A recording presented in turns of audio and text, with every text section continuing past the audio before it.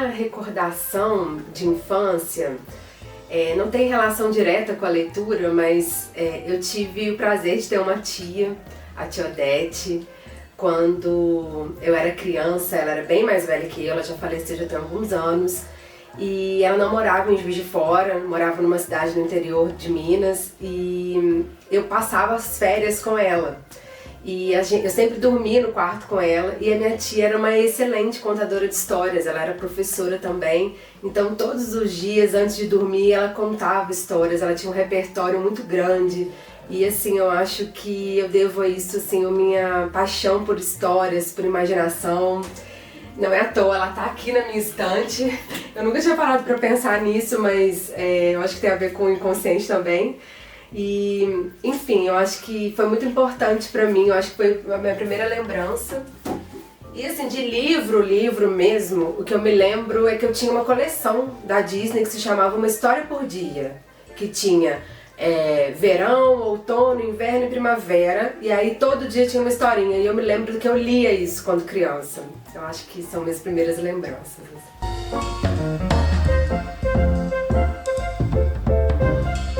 Eu gostava de ler, né, da minha infância, gostava de escrever. Na adolescência eu fiquei um pouco distante dos livros, não lia tanto. Depois eu fui fazer meu percurso acadêmico e eu me tornei a leitora que eu sou hoje já na fase adulta. Eu acho importante dizer isso porque às vezes algumas pessoas olham, eu gosto de compartilhar minhas fotos no Instagram, e algumas pessoas falam, nossa, eu queria ser como você. E é um hábito que a gente pode criar a qualquer momento da vida, né? Eu comecei a ler muito, a ter prazer pela leitura já mais velha. E assim, pensando no autor, eu acho que são dois, assim. É o Gabriel Garcia Marques e a Clarice Lispector. Eu pensei em dois livros, eu vou indicar dois livros que eu me lembro muito da sensação de quando eu acabei de ler, eu pensando assim, gente, esse livro eu acho que todo mundo deveria ler. Porque os dois vão falar de temas que são universais, mas não no sentido humano, mas pra gente pensar a nossa sociedade. O primeiro é esse aqui, que é o Germinal, do francês Émile Zola. Esse livro ele foi publicado no final do século XIX e ele vai falar sobre uma comunidade no norte da França que trabalhava numa mina e nas condições precárias de trabalho que eles tinham, e no momento que eles começam a se organizar para lutar contra essas condições, né? E também é um livro triste, mas conta também muito da diferença de vida dos operários e dos burgueses. Mas ele é muito bem escrito e eu acho que ele é muito importante nesse sentido. O segundo livro, aí já é brasileiro, que é Um Defeito de Cor. Ele foi publicado em 2006, a escritora é Ana Maria Gonçalves.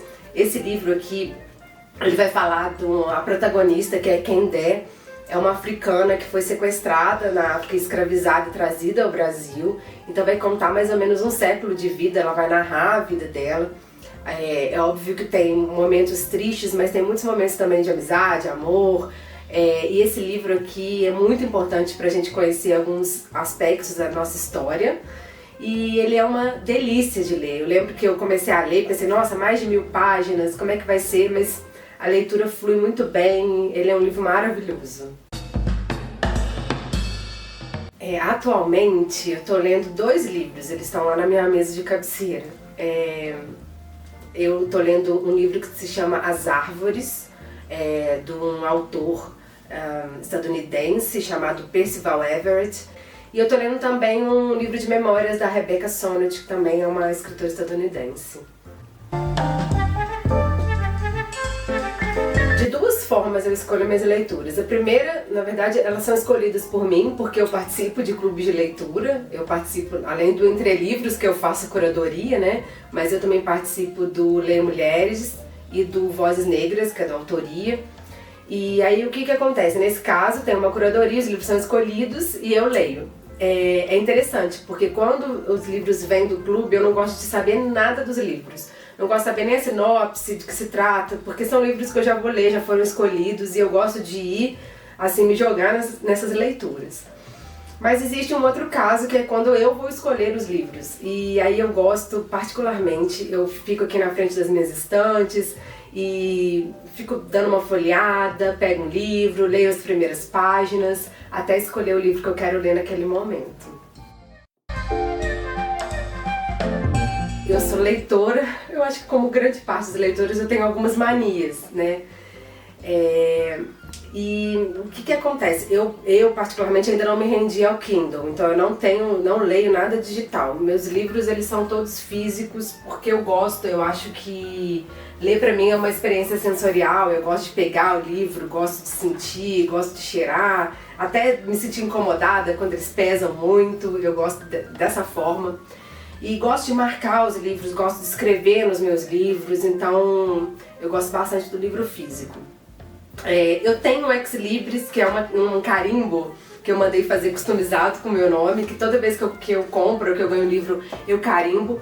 Porém, eu só coloco o meu nome nos livros quando acaba a leitura, né? Porque aí eu realmente acho que eu tenho uma história com eles.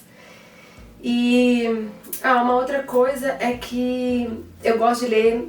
Essa é uma particularidade minha, eu gosto de ler de manhã. Então, assim, eu sou uma pessoa que eu prefiro acordar mais cedo, antes dos meus compromissos diários, e ler, do que ler à noite, durante o dia, que eu acho que eu já tô mais cansada, com mais dificuldade de concentração. E eu adoro ler de manhã no silêncio, as pessoas ainda não acordaram, eu gosto muito. Os livros, pra mim, eles são meus companheiros, sabe? Eu tô sempre carregando um livro, eu sempre tenho um livro comigo, então eu acho que eles me fazem companhia, tanto fisicamente, se eu tiver que ir a algum lugar, tiver que esperar, eu já pego um livro e começo a ler, mas também além disso, os livros eles me salvam um pouco da solidão, sabe? Porque eles apresentam tantas possibilidades de estar no mundo, tantas histórias, tantas vidas, e eu acho que isso faz com que eu me sinta menos sozinha, entenda que o mundo é tão plural, tão interessante.